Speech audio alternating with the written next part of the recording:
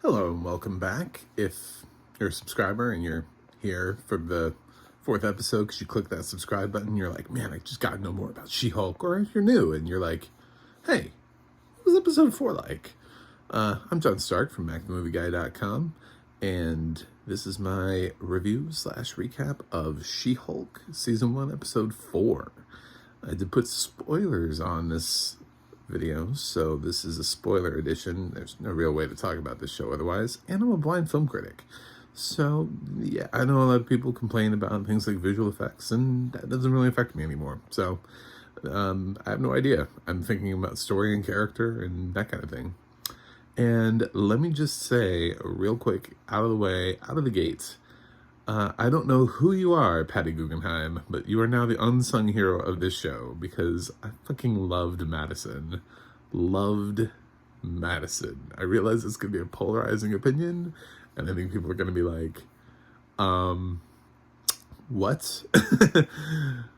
I think if you were worried, like you didn't know, is She-Hulk like really truly a comedy? Like, what are we doing with She-Hulk? I think Madison's character really just brought that home for everybody. Like, in terms of what they were trying to shoot for. If the existence of Madison and the fact that she came back multiple times, like, really lets me know that the writers, the producers, everybody knew what kind of gem they had on their hands here.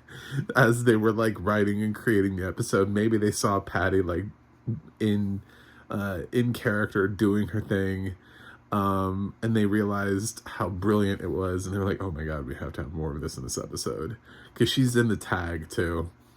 It's just her and Wong just talking about stuff, and she's like, oh my god, I want to try yak milk. It's just, I want her to be an Avenger. Like, I want her to be a permanent fixture in the Marvel Cinematic Universe. I don't know how to make that happen, but if I had Kevin Feige's personal cell phone number right now, I'd be like, Madison needs to be in more things. Sign her. 7-picture deal right now. Put her, even if all she does is just pop up occasionally, just to do like little jokey things like what she's doing right now. She was such a bright light.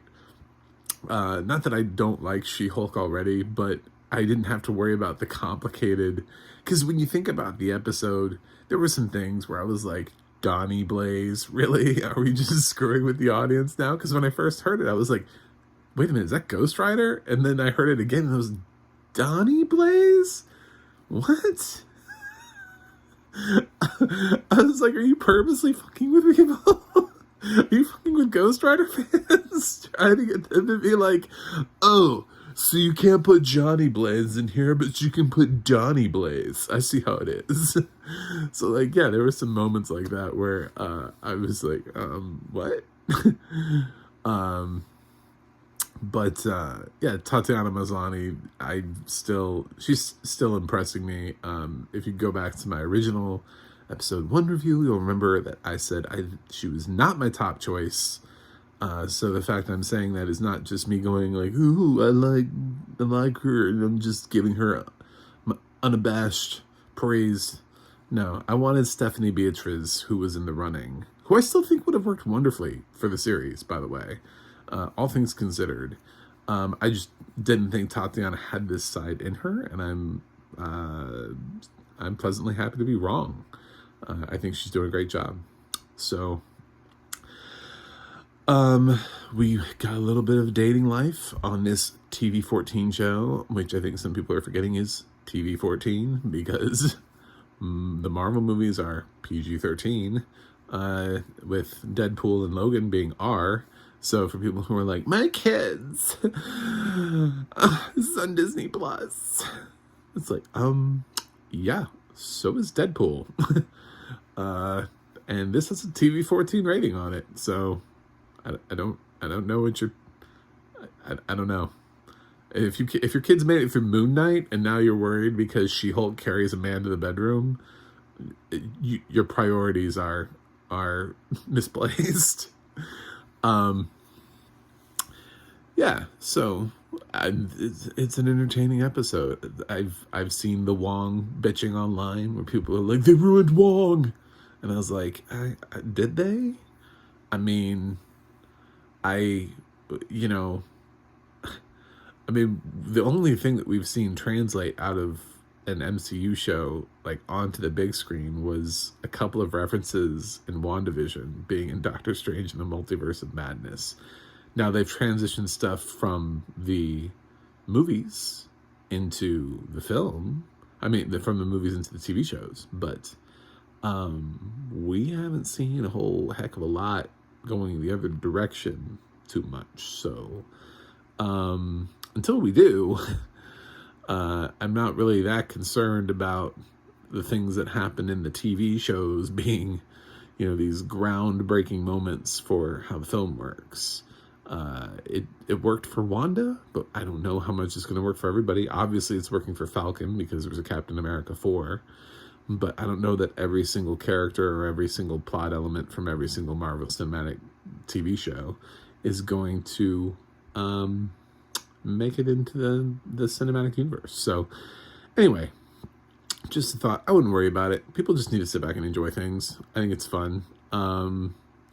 And I love that we're going to have a huge conversation about the She-Hulk name, which is like my favorite thing, because I've been complaining that all they do is whenever they have a female superhero of anything, they just put just change the gender of what the original male hero is and just put change man to woman or girl, or, it's so uninventive. And then with Hulk, all they did was slap she in front of it, so she didn't get a real name. Meanwhile, this other girl gets to walk along with Titania, and it's like, oh my god, could you imagine if they named She-Hulk Titania instead and she actually had her own identity?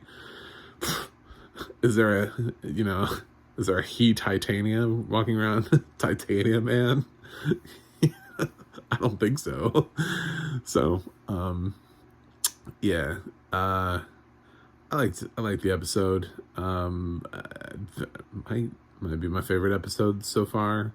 But there were I'm trying to weigh out the how much did Madison save the ridiculousness going on with Donnie Blaze and Wong that I didn't necessarily need. The demons and the throwing them back, and some of that stuff didn't quite work for me, but Madison so worked for me. And I don't know if she's coming back for any other episodes, and I'd really hate to pass up the opportunity to say that the Madison episode of She-Hulk, for me, gets a grade of A. As would any green light of anything Madison related in the future. Adding her to another series, giving her her own series. Yes, I'm serious. I'm not fucking with you. I would watch that girl in her own series. I don't know what she would do, but it's just stumbling around through the Marvel Cinematic. It would be like What If, but like Madison just keeps running into superheroes. I could totally see that series happening. I think it would be hilarious. Yeah, I'm on board. So great work from an actress that I hope gets an agent that can launch her career, because I think she created something very special in this episode. That stood out. So it's when a tiny little actress that you've never heard of can stand out in a role like that, I think it's worth praising. So let's get her career going, Patty Guggenheim. That's it for me today. You can check out my website, macmovieguy.com, for more reviews. You can also just subscribe to this channel. I mean, do you see, take 2 seconds to click on it and be like, oh my god, that's how many reviews he's done? Yes. That's how many videos I post, and that's how much I can be in your feed. Possibly to an annoying extent, I realize that, but it's all movie stuff. I'm not talking about my dog or anything like that. I don't have one, but I'm not doing that. I'm not substituting my content with non-movie related stuff. Also, my watching of She-Hulk would not come without the love of my audio description narrators. So check out the audio description project, adp.acb.org. and see what other things out there have audio description and where you can watch them. And also theadna.org. That's the VADNA.org. Will let you know who's narrating what. It's like IMDb for narrators. It's sad that they have to crowdsource their own website because they're not allowed to be on IMDb. Really, this is an IMDb problem, but this is where we are. So I'm going to go review something else, and I'll see you on the other side.